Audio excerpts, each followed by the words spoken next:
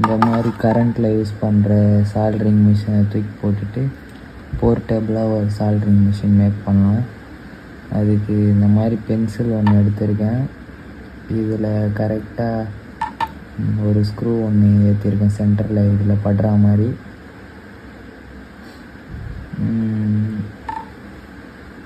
Next ஒரு cable எடுத்திருக்கேன், USB cable. இங்கே இருக்கிற இதை கட் பண்ணிவிட்டு இதை நம்ம இந்த இடத்துல சுற்றிக்கலாம். ஒரு ஒயரை வந்து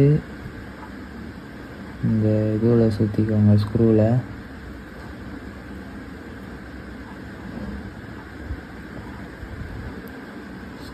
சுற்றிட்டு இன்னொரு ஒயரை இந்த கார்பன் மாதிரி இருக்க இதில் சுற்றிக்கலாம்.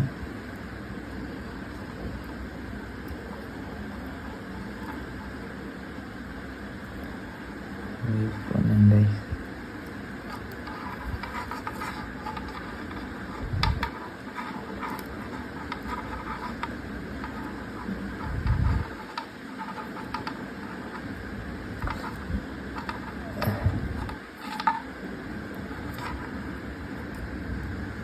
கொஞ்சம் நல்லா டைட்டாக சுற்றிக்கோங்க.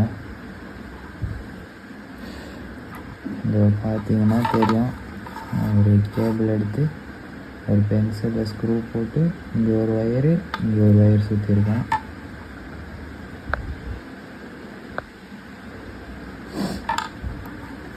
ஜஸ்ட்டு நீங்கள் இதை பவர் பேங்க்கில் ப்ளக் பண்ணி யூஸ் பண்ணிக்கலாம். அது எப்படின்னு உங்களுக்கு காட்டுறேன்.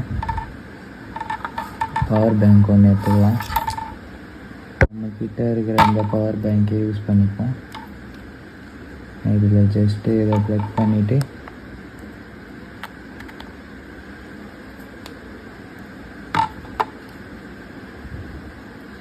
ப்ளக் பண்ணிட்டீங்கன்னா போதும், ஹீட் ஆக ஆரம்பிச்சிடும்.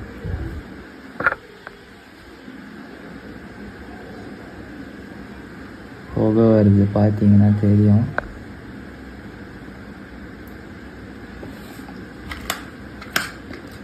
அந்த லெட்டை எடுத்து உங்களுக்கு வச்சே காமிக்கிறேன்.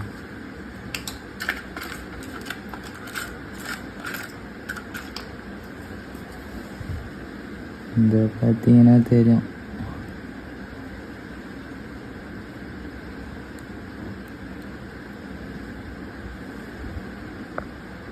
புகை வருது, பார்த்தீங்கன்னா தெரியும். லைட்டாக உங்களுக்கு பேஸ்ட் அப்ளை பண்ணி காமிக்கிறேன், எப்படி மெல்ட் ஆகுது பாருங்கள். சின்ன சின்ன விஷயத்த சால்ட்ரிங் பண்ணோன்னா இது மாதிரி யூஸ் பண்ணிக்கோங்க.